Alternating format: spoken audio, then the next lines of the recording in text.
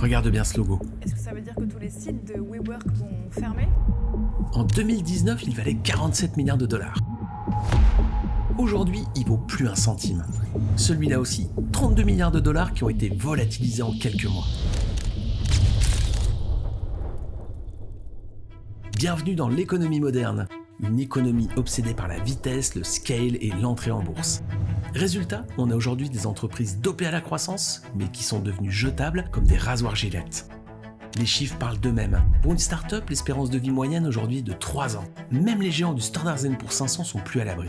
Leur durée de vie a été divisée par 4 en un siècle. Depuis l'explosion d'Internet et de l'IA, le monde est en sur-régime. Les entreprises se sont lancées dans une course effrénée, un sprint dont l'issue semble inévitable, la ruine. Pourtant, il existe sur Terre un endroit qui défie les lois de la physique économique moderne. Un endroit où les dirigeants ne se projettent pas sur une année, mais sur un siècle. Aujourd'hui, il existe dans le monde 967 entreprises encore en activité qui ont été fondées avant l'an 1700. Quand elles sont nées, la France était gouvernée par Louis XIV et les États-Unis n'étaient qu'une colonie britannique. Mais quand on regarde cette carte de plus près, quelque chose cloche. On n'en trouve presque aucune en Amérique, aucune en Afrique, quelques-unes en Europe. Mais là, regarde bien. Sur ces 967 entreprises, 517 sont japonaises. C'est-à-dire que plus de la moitié de ces entreprises sont donc concentrées sur un archipel grand comme la Californie. Encore plus fort, si on prend le top 10 des entreprises les plus anciennes du monde, 8 sont japonaises. Leur point commun, c'est qu'elles ont toutes été fondées avant l'an 800. Elles existaient donc déjà quand Charlemagne était couronné empereur. Elles ont vu passer les samouraïs, les shoguns, la révolution industrielle. Elles ont survécu à 2 guerres mondiales, 2 bombes atomiques, au crash de 1929, au tsunami de 2011 et au Covid. Et pourtant, ce matin encore, leurs employés se sont levés, ils ont enfilé leur uniforme, ils sont allés travailler comme ils le font depuis 1400 ans. Mais alors, comment une entreprise familiale, un hôtel ou une boîte de construction ont pu survivre à l'apocalypse alors que des géants comme Nokia, Kodak ou WeWork se sont effondrés en quelques années ? Dans cette vidéo, on va faire de l'archéologie business, on va disséquer les Shin-Nisei, ces entreprises japonaises millénaires. Tu vas découvrir des méthodes fascinantes et parfois choquantes où une famille adopte un adulte de 30 ans pour écarter leur propre fils et sauver leur business. Et aussi, on va voir comment tu peux voler leurs secrets pour te construire une forteresse capable de traverser les crises. Bienvenue dans le monde des entreprises immortelles.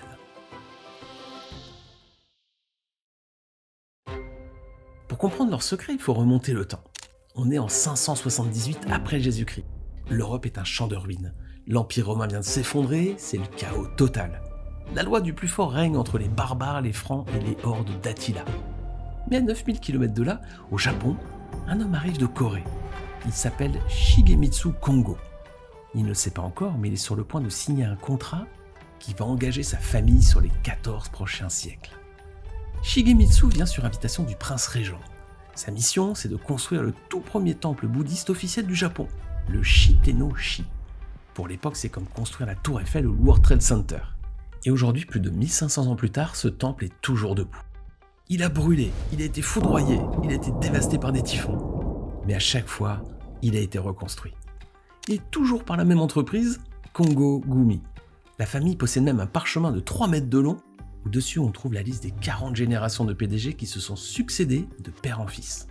Pendant que l'Occident découvre l'Amérique, Kongo Gumi taillait du bois. Pendant la Révolution française, Kongo Gumi assemblait des poutres. Pendant qu'on marchait sur la Lune, Kongo Gumi restaurait les charpentes. Mais attention, leur histoire n'a pas toujours été un long fleuve tranquille. Pendant la Seconde Guerre mondiale, l'entreprise a frôlé la mort.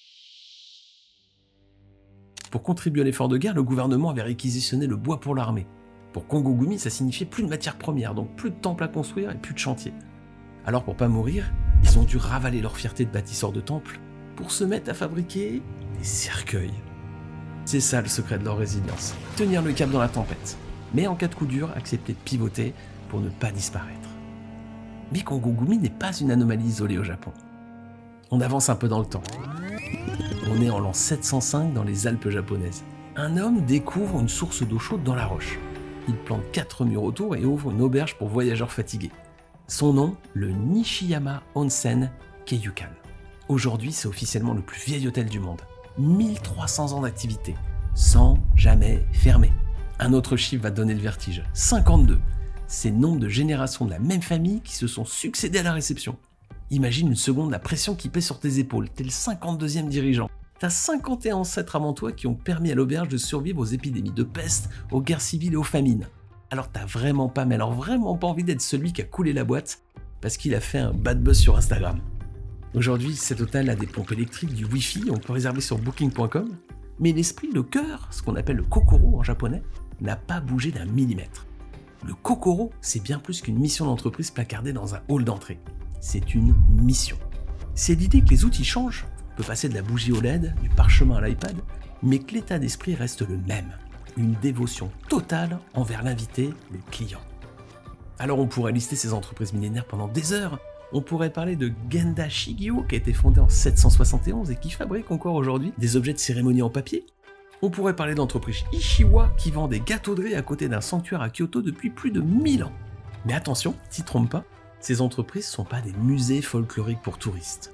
Ce sont des prédateurs économiques. Elles ont des concurrents féroces, des crises de trésorerie, des taxes à payer, et elles doivent faire du profit, sinon elles meurent, elles disparaissent comme les autres. Comment elles font pour pas se déchirer dans des guerres d'héritage ? Comment elles survivent quand l'économie s'effondre ? La réponse tient en 5 secrets, 5 règles d'or gravées dans leur ADN. Et la première de ces règles va à l'encontre de tout ce qu'on apprend en école de commerce. Quand un fonds de pension achète une boîte, l'objectif est binaire. Réduire les coûts, maximiser le cash et revendre dans 5 ans. C'est logique et c'est mathématique. Mais pour une Shinise, l'argent n'est pas le but ultime. C'est juste l'oxygène pour survivre. C'est un peu comme respirer. Tu dois respirer pour vivre, mais tu vis pas pour respirer. Elles vivent pour le kakoun. Le kakoun, c'est leur constitution. C'est comme une loi morale gravée dans le marbre par le fondateur il y a des siècles. Voici ce que dit par exemple cette entreprise pharmaceutique. Son kakoun dit « Ne cherchez pas le profit, cherchez à guérir les gens, le profit suivra ».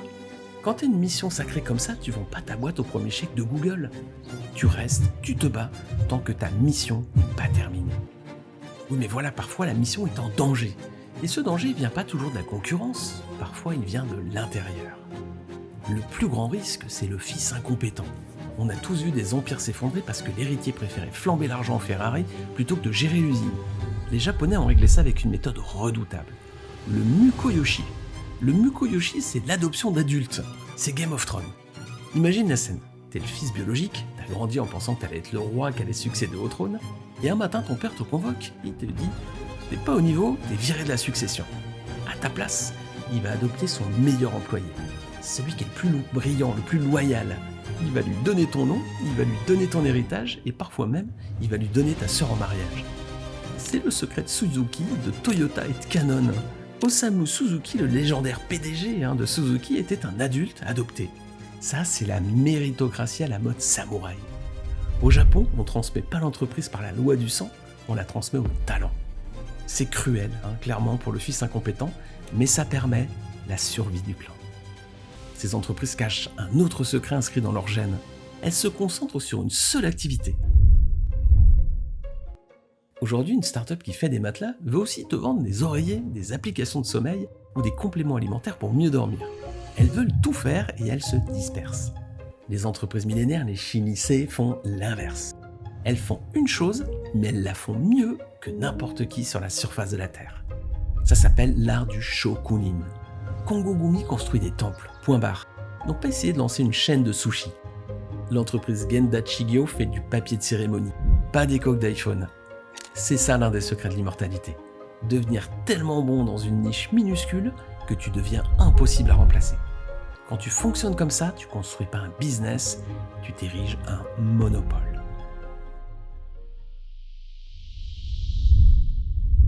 Oublie le service client avec son ticket numéro 482 et sa petite musique d'attente. Dans ces entreprises millénaires, le client n'est pas une transaction. C'est un membre de la famille éloigné. Pourquoi ? Parce que souvent, le grand-père du client venait déjà dormir dans cette auberge. Pour une Shinise, la relation est transgénérationnelle. Perdre un client, c'est pas juste perdre du chiffre d'affaires, c'est une perte d'honneur. C'est une trahison envers les ancêtres qui ont servi cette famille avant toi.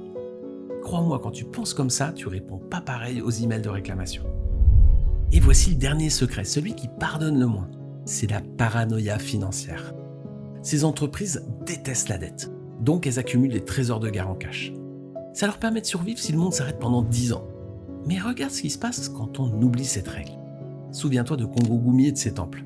1400 ans d'histoire, ils ont survécu à des guerres, des bombes, des famines. Et pourtant, en 2006, ils ont fait faillite. Pourquoi ? Parce que pour la première fois en 14 siècles, ils ont été avides.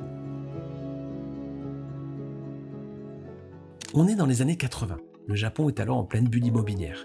Les dirigeants d'entreprise se mettent à jouer aux promoteurs immobiliers. Ils empruntent alors des millions pour spéculer sur des appartements. Mais en quelques années, la bulle éclate. Kongo Gumi est balayé. 1400 ans de sagesse détruits en quelques années. Parce que ces dirigeants ont cessé d'être des artisans pour devenir des spéculateurs.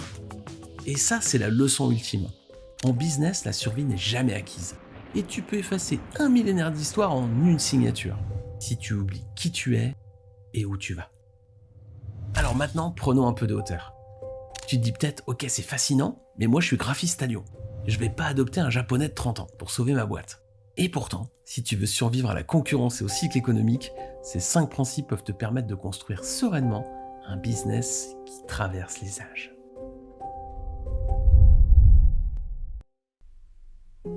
Si t'es entrepreneur aujourd'hui, ta réalité ressemble pas à un temple zen. T'es un mercenaire. Tu te bats tous les jours avec ce que j'appelle le syndrome du château de sable.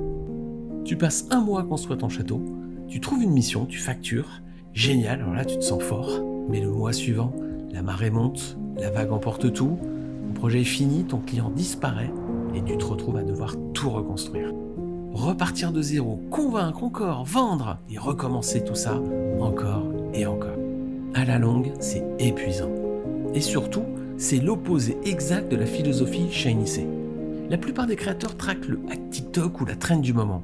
Mais si tu veux durer, tu dois arrêter de penser court terme comme un constructeur de châteaux de sable et tu dois commencer à penser comme un bâtisseur de temples millénaires.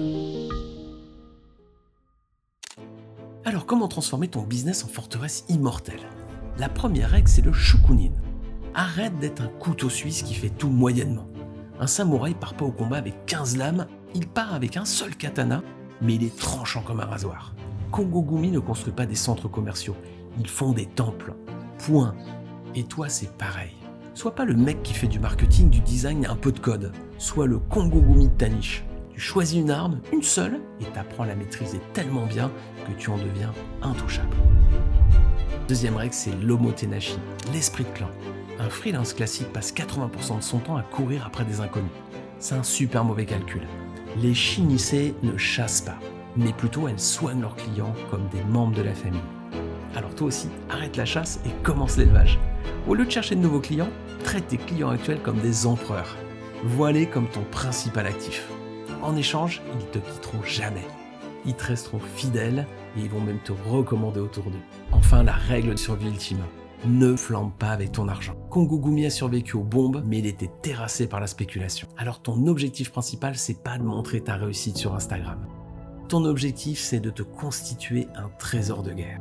C'est ce cash qui va te permettre de survivre pendant les périodes difficiles. C'est ce trésor qui va te donner un pouvoir ultime, celui de dire non. Non aux clients toxiques, non aux projets mal payés, non à la panique quand le marché s'effondre. Et c'est ça la vraie liberté. C'est pas de gagner des millions en 1 mois, c'est de savoir que quoi qu'il arrive, tu seras encore là dans 10 ans. Au début de cette vidéo, on a vu 2 mondes, le monde de WeWork et des startups. C'est impressionnant, ça va vite, mais ça finit souvent en poussière. Et en parallèle, on a vu le monde des Shinise, discret, lent, mais immortel. Alors aujourd'hui, pour ton business, tu as 2 options. Option A, château de sable. Tu acceptes d'être un mercenaire qui vit au jour le jour. Tu acceptes l'angoisse du premier du mois. Tu acceptes de tout reconstruire à chaque marée. C'est la voie la plus simple, mais c'est aussi celle qui te conduit à l'épuisement. Option B, le temple. Tu décides d'arrêter de subir et tu poses des fondations solides. Résultat, tu dors tranquille parce que tu sais que ton business sera encore là dans 10 ans. Alors si tu préfères l'option B, rassure-toi, t'as pas besoin d'adopter un japonais de 30 ans. Ce qu'il te faut, c'est un plan d'architecte réglé comme une calligraphie. J'ai regroupé tout ça dans une formation gratuite. Elle regroupe les 4 étapes capitales pour sécuriser ton business sur la durée. Dans cette formation, je te partage comment identifier tes clients piliers, ceux qui soutiennent tout le temple, comment éliminer impitoyablement les clients toxiques, ceux qui fissurent tes fondations, et comment créer ton trésor de guerre pour que ton édifice traverse les crises. Le lien est juste en dessous, dans la description. Clique dessus et pose la première pierre de ton business pour les prochaines décennies. On se retrouve tout de suite de l'autre côté.